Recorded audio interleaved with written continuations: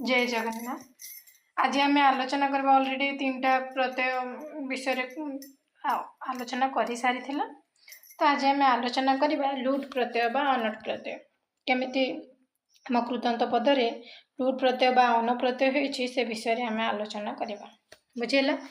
तो प्रथमे देखिबा लुट प्रत्ययर केमिति व्यवहार होउछि आम शब्द गुड़िकरे भाववाच्य भाववाच्य पढ़े भाववाच्य ऑलरेडी मु पढ़ी है ना नहीं से भाववाच्य धातुर उत्तर लुट बा अनट प्रत्यय हुए कौन कहले कौन बुझिपार जो भाववाच्य धातुर जदि उत्तरटा जिते हेब से लुट बा अनट प्रत्यय होता है। लुट अनट गुटे एका तो लुट प्रत्यय बा अनट प्रत्यय होता है।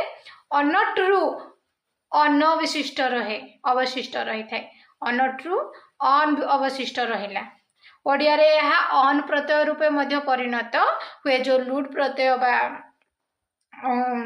अनट प्रत्यय कौन है अन अवशिष्ट रही जाए अनट रु कौन अन बोलिकी आसला तेणु करिकी यहाकू ओडिया रे कौन अन प्रत्यय रूपे व्यवहार है बुझीगला ऑलरेडी बुझी पारिथिबो तमे माने मोर आशा देख तो धातुर उत्तर भाववाच्य अन प्रत्यय हेले धातुर अंतस्वर और उपांत हस स्वर गुण होता है बुझीगला नहीं देख धातुर जिते बड़े उत्तरटा है भाववाच्य अन प्रत्यय हेले धातुर अंतस्वर बा उपांत हस स्वर है अंतस्वर एवं हस स्वर बुझी जाइछ ऑलरेडी मैं वर्ण विषय तुम मान को पढ़े देती देख गोटे क्लास अच्छी मुझे नेक्स्ट क्लास आ गोटे बहुत भल क्लास आनी से खाली वर्ण को लेकिन बुझे देती किंतु नोट फट सब नहीं आसबि बोली भावुची जदि तुम मान को आशा रहिबो।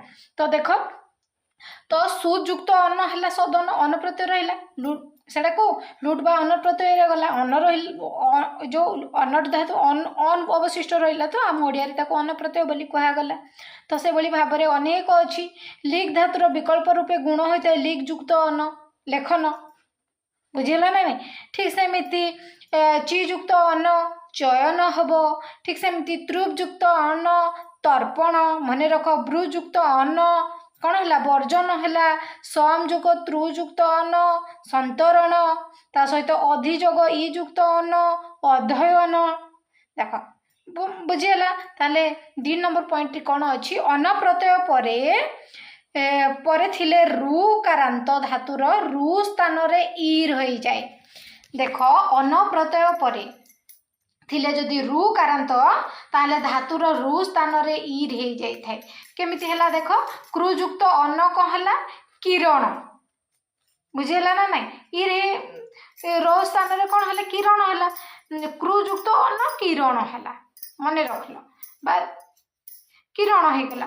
ब्रिजोग क्रुयुक्त अन्न विकिरण हो गला ई रही गला ना नहीं ई रही जाउची विकिरण ठीक सेमिति गुरुयुक्त अन्न कौन है गिरण अन प्रत्यय थे रु कारांत धातुर जो रु कारांत धातुर कौन है रु स्थान रे ई रे गला देख ई रे ना नहीं देख सूत्र हिसाब से तुम मैंने बुझी पार ग्रु जोग अन अच्छी जदि तो इना मुझे करदेली गिरण ईर है ना नहीं ईर है ना नहीं दीर्घ आउर ईर हो गला बुझीगला ना नहीं तो सूत्र गुड़ाक आमको मन रखा पड़ो बुझला। ताले 3 नंबर कौन सूत्र रहा लुट कारांत बा अनट प्रत्यय रही अंत स्वर आ हेले किंबा उपांत स्वर अ अथवा गुरु दीर्घ किंबा संयुक्त वर्णर परवर्ती स्वर हेले धातुर परिवर्तन हुए नाही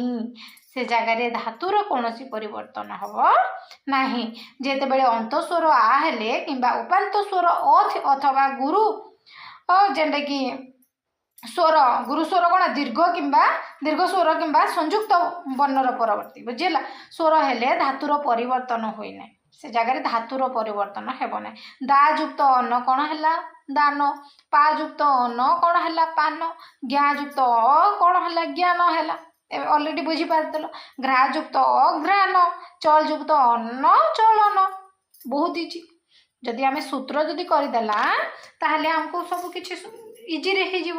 ସ୍ପଯୁକ୍ତ ଅନ ସ୍ପନ୍ଦନ ଏଭଳି ଭାବରେ ଅନେକ ଅଛି। ମନ୍ଥଯୁକ୍ତ ଅନ ମନ୍ଥନ ବା ମନ୍ଥନ ମତ ଏବଂ ଗ୍ର ଧାତୁର ନକାରର ବିକଳ୍ପେ ଲୋପ ହେଇଗଲା। ବୁଝିଲ? ତ ଏଭଳି ଭାବରେ ଅନେକ ଅଛି। ତ ତମେ ମାନେ ଚାହିଁଲେ ନିଜେ ଟିକେ ପଢ଼ିଦେବ ଏବଂ କପିରେ ମଧ୍ୟ ଲେଖିପାରିବ, ଯାହାଫଳରେ ତୁମର ପ୍ରାକ୍ଟିସ୍ ହେଇଯିବ। ହଁ ନା ନାଇଁ? ତାହେଲେ 4 ନମ୍ବରରେ ଦେଖିବା। 4 ନମ୍ବରରେ ଅଛି କୁତ୍ ପ୍ରତ୍ୟୟ ପରେ ଥିଲେ ଏକାନ୍ତକାର ବା ଐକାନ୍ତକାର ଓ ଅକାରାନ୍ତ ଧାତୁ ଆକାରାନ୍ତକାର ହୋଇଯାଏ। କୁତ୍ ପ୍ରତ୍ୟୟ ପରେ ଯଦି ରହିଲା ଏକାନ୍ତକାର ଓ ଐକାନ୍ତକାର ଧାତୁ ଆକାରାନ୍ତକାର ହେଇଗଲା।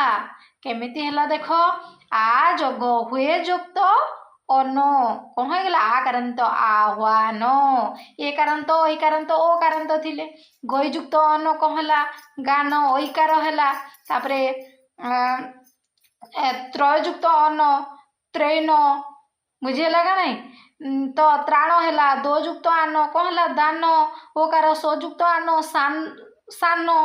ବହୁତ ହେଇଛି। ସୂତ୍ର ଗୁଡ଼ାକ ମନେ ରଖିଦେଲେ ଆରାମସେ ହେଇଯିବ। ଠିକ୍ ସେମିତି କେତେକ ସ୍ଥଳରେ କରଣ ବାଚ୍ୟରେ ମଧ୍ୟ ଧାତୁରୁ ଉତ୍ତର ଅନ ପ୍ରତ୍ୟୟ ହୁଏ। କେତେକ ଜାଗାରେ କ'ଣ କରଣ ବାଚ୍ୟରେ ମଧ୍ୟ କ'ଣ ଧାତୁରୁ ଉତ୍ତର ଅନ ପ୍ରତ୍ୟୟ ହୋଇଥାଏ। ନିଯୁକ୍ତ ଅନ କ'ଣ ହେଲା? ନୟନ ହେଲା। ଲଯୁକ୍ତ ଅନ ଲୋଚନ ହେଇଗଲା। ଭୂଯୁକ୍ତ ଅନ ଭୂଷଣ ହେଲା। ଠିକ୍ ସେମିତି ଆ ଅନ କ'ଣ ହେଲା? ଆନନ ହେଲା। ତାହେଲେ ଭିଆଇରେ କ'ଣ ରହିଲା? କେତେକ ସ୍ଥଳରେ ଅଧିକରଣ ବାଚ୍ୟରେ ମଧ୍ୟ ଧାତୁରୁ ଉତ୍ତର ଅନ ପ୍ରତ୍ୟୟ ହୁଏ। ନା ନାଇଁ? ଭୂଯୁକ୍ତ ଅନ କ'ଣ ହେଲା? ଭବନ। ହୁଯୁକ୍ତ ଅନ ହବନ। ଠିକ୍ ସେମିତି 5 ନମ୍ବରରେ ଲ୍ୟୁ ପ୍ରତ୍ୟୟ ଆଇଲା। ଲ୍ୟୁ ପ୍ରତ୍ୟୟ ସାରିଲା ପରେ ଲ୍ୟୁ ପ୍ରତ୍ୟୟ, ବହୁତ ପ୍ରତ୍ୟୟ ସାରା ଅଛି। ଲ୍ୟୁ ପ୍ରତ୍ୟୟର ସୂତ୍ର କ'ଣ ଅଛି ଆମେ ଦେଖିଦେବା। ଦେଖ, କେତେକ ଧାତୁରୁ ଉତ୍ତର ରହିଲା କର୍ତ୍ତୃବାଚ୍ୟରେ ଲ୍ୟୁ ପ୍ରତ୍ୟୟ ହୁଏ। ଲ୍ୟୁରୁ ଅନ ରହେ। ଓଡ଼ିଆରେ ଏହାକୁ ଅନ ପ୍ରତ୍ୟୟ ବୋଲି କୁହାଗଲା। ବୁଝିହେଲା? ସାଧାରଣତଃ ନନ୍ଦୀ ପ୍ରଭୃତି ଧାତୁ ଏବଂ ଶିଳାଦି ଅର୍ଥରେ କ୍ରୋଧାର୍ଥକ ଓ ଜ୍ୱଳ ପ୍ରଭୃତି ଧାତୁରୁ ଉତ୍ତର କର୍ତ୍ତୃବାଚ୍ୟରେ ଲ୍ୟୁ ପ୍ରତ୍ୟୟ ହୁଏ। ବୁଝିହେଲା ନା ନାହିଁ? ତମେ ମାନେ ନୋଟ୍ କରିଦିଅ। ଏ ଲ୍ୟୁ ପ୍ରତ୍ୟୟଟା ନୋଟ୍ କରିଦେଲେ ଆରାମସେ ବୁଝି ହେଇଯିବ। କେତେକ ଧାତୁ ଅଛି ଉତ୍ତର କର୍ତ୍ତୃବାଚ୍ୟରେ ଲ୍ୟୁ ପ୍ରତ୍ୟୟ ହେଇଥାଏ। ବୁଝିହେଲା? ଏବଂ ଲ୍ୟୁ ଅନ ରହିଥାଏ। ଲ୍ୟୁରୁ ଅନ ରହେ। ମନେ ହେଲା? ଲ୍ୟୁରୁ କ'ଣ ରହିଲା? ଅନ ରହିଲା। ଓଡ଼ିଆରେ ଏହାକୁ ଅନ ପ୍ରତ୍ୟୟ ବୋଲି ଅଲରେଡି କୁହାଯାଏ, କହିଦେଲି। ତ ସାଧାରଣତଃ ନନ୍ଦୀ ପ୍ରଭୃତି ଧାତୁ ଏବଂ ଶିଳାଦି ଅର୍ଥରେ କ୍ରୋଧାର୍ଥକ ଜ୍ୱଳ ପ୍ରଭୃତି ଧାତୁରୁ ଉତ୍ତର କର୍ତ୍ତୃବାଚ୍ୟରେ ଲ୍ୟୁ ପ୍ରତ୍ୟୟ ରହେ। କର୍ତ୍ତୃବାଚ୍ୟ ଭାବବାଚ୍ୟ ପଢ଼ିଥିଲି ନା ନାହିଁ? ତ ଯଦି କର୍ତ୍ତୃବାଚ୍ୟ ଭାବବାଚ୍ୟ ବୁଝିଯାଇଛ ଅଲରେଡି, ବୁଝିବାକୁ ବହୁତ ସହଜ ହବ। ଦେଖ, ତ ସହଯୁକ୍ତ କ'ଣ ହେଲା? ସହନ ହେଲା। ସହଯୁକ୍ତ କ'ଣ ହେଲା? ତା ସନ୍ଧି କରିଦେଲେ ସହନ ହେଲା। ଅନ ପ୍ରତ୍ୟୟ ଅଛି, ମାନେ ନାଇଁ? ସହନ ହେଇଯାଉଛି। ଜ୍ୱଳଯୁକ୍ତ ଅନ ଜ୍ୱଳନ ହେଲା। ଶିରଃ ଜଗତ୍ରୟଯୁକ୍ତ ଅନ ଶିରସ୍ତ୍ରାଣ। କୂପଯୁକ୍ତ ଅନ କୋପଣ। ଏବେ ବୁଝିହେଲା? ତ ଏବେ ଆମେ ଅନ ପ୍ରତ୍ୟୟ ଦେଖିବା। ଅନ ପ୍ରତ୍ୟୟରେ କ'ଣ ରହିଲା? ସୁ ଓ ଦୂର ଉପସର୍ଗ ଉପରିସ୍ଥ ଦୃଶ୍ ପ୍ରଭୃତି କେତେକ ଧାତୁର କର୍ମବାଚ୍ୟରେ ଅନ୍ୟ ପ୍ରତ୍ୟୟ ହେଲା। ସୁ କିମ୍ବା ଦୂର ଉପସର୍ଗର ପରସ୍ଥିତି, ଯେନ୍ଟାକି ଦୃଶ୍ ପ୍ରଭୃତି କେତେକ ଧାତୁରୁ କ'ଣ ହେଲା? କର୍ମବାଚ୍ୟରେ ଅନ ପ୍ରତ୍ୟୟ ଯୋଗ ହେଇଗଲା। ଓଡ଼ିଆରେ ଏହା ଅନ ପ୍ରତ୍ୟୟ ଅନ୍ତର୍ଭୁକ୍ତ ହେଇଗଲା। ବୁଝିହେଲା ନା ନାହିଁ? ସୁ ଏବଂ ଦୂର ମନେ ରଖିଥାଅ। ସୁର ଏବଂ ଦୂର। ଦେଖ, ସୁଯୁକ୍ତ ଦୃଶ୍ ଯୁକ୍ତ ଅନ। ସୁଯୋଗ ଦୃଶ୍ ଯୁକ୍ତ ଅନ। ସୁଦର୍ଶନ। ସୁ ବି ଅଛି, ଦୂର ବି ଅଛି। ଦୂର ପୁଣି ଆଇଲା। ଦୂର ଯୁକ୍ତ ଦୃଶ୍ ଯୁକ୍ତ ଅନ କ'ଣ ରହିଲା? ଦୁର୍ଦିନ ଦୁର୍ଦଶୀନ। ସୁଯୁଗ ସାହସ ଯୁକ୍ତ ଅନ ସୁଶାସନ। ବୁଝି ହେଉଛି ନା ନାହିଁ? ସୁଦୂର ରହି ଉପସର୍ଗ ଅଛି। ଦୃଶ୍ ପ୍ରଭୃତି କେତେକ ଧାତୁର କର୍ମବାଚ୍ୟରେ ଅନ ପ୍ରତ୍ୟୟ ହେଇଯାଏ। ଦୁର୍ଯୁକ୍ତ ବୃଷ୍ ଯୁକ୍ତ ଅନ ଦୁର୍ବାସନ। ବୁଝିଲା? ଦୁର୍ଯୁକ୍ତ ଯୁକ୍ତ ଅନ ଦୁର୍ଯ୍ୟୋଧନ। କେତେ ଇଜି। ଖାଲି ଆମକୁ ଯଦି ଆମେ ସୂତ୍ର ଗୁଡ଼ାକ ମନେ ରଖିଦେବା ତାହେଲେ ଆମେ ଅଲରେଡି ସବୁ ସନ୍ଧି ବିଚ୍ଛେଦ ଗୁଡ଼ାକ ଏବଂ ଏଇ କୃଦନ୍ତ ପଦ ଗୁଡ଼ାକ ଅଲରେଡି ଜାଣିପାରିବା। ତାହେଲେ ନେକ୍ସଟ ଅଛି ଭାବବାଚ୍ୟରେ प्रयोजक धातुरु उत्तर अन प्रत्यय हेले धातुर अंत इकारर लोप हो जाए। देख सूत्र कॉपी लिखि दियो जेतेबेले भाववाच्य ऑलरेडी मैं बुझाई है ना नहीं। तो भाववाच्य प्रयोजक धातुरु जदि बुझी पार न जाओ क्लास नेक्स्ट क्लास गुड़ाक देख आराम से कुदंत पद सबुजिक देखी आराम से बुझीज। धातुर उत्तर अन प्रत्यय हेले धातुर अंत इकार लोप हो जाए बुझेला। कारी जोग अन कौन है कारण बा कराइबा देखल अन प्रत्यय हेले धातुर अंत इकारटा लोप हो गला। इकारटा कौन हो गला लोप हो गला करण हो गला बा कराइबा जार अर्थ। जापियुक्त अन्न जापन जहाँकि चलाइबा बुझेला। प्रपियुक्त अन्न कौन है प्रपण जहाँकि रोइबा। साधी जोग अन्न साधन बुझेला। इकारटा लोप हो जाउछि ना नहीं बुझी बुझी। तो नेक्स्ट आमे देखिबा केतेक प्रयोजक धातुरु उत्तर भाववाच्य अन प्रत्यय हेले निष्पन्न पद स्त्रीलिंग हो जाए। आ केतेक जगार कौन है प्रयोजक धातुर जदि उत्तर भाववाच्य अन प्रत्यय हो गला से जगार निष्पन्न पद जगह स्त्रीलिंगटा बही जाए। धारी जोग अन जोग आ कौन हम स्त्रीलिंग हो गला धारणा केते इजी है ना नहीं। प्रयुक्त वंशीयुक्त अन जोग आ स्त्रीलिंग रे गला प्रवंचना। नि जोग जाति जोग अनजुक्त आ कौन है निर्यातना केते इजी। नेक्स्ट देखिबा केतेक अणिजंत धातुर उत्तर मध्य भाववाच्य अन प्रत्यय हो स्त्रीलिंग रे व्यवहृत हो जाए। अणिजंत धातु रु कौन उत्तर मध्य भाववाच्य अन प्रत्यय होगी स्त्रीलिंग रे परिणत हो गला। बयुक्त अनजुक्त आ कौन है अन प्रत्यय रही आ मिशिची तो वंदना हो गला। एभली भाव में युक्त अनजुक्त आ स्त्रीलिंग हो एषणा हो बुझी ना नहीं यही भाव में रही। तापरे 7 नंबर आम नृत्रुज बा त्रु प्रत्यय नृत्रुज बा त्रु प्रत्यय कॉपी बाहर कर ऑलरेडी नोट कॉपी रे लिखि दियो सूत्र गुड़ाक। ये सूत्र गुड़ाक बहुत इंपोर्टेंट। तो कतुवाच्य धातुर उत्तर नु त्रुज और त्रु प्रत्यय होता है। ये गुड़िक ओडिया रे त्रु प्रत्यय रूपे मध्य परिचित हो जाए।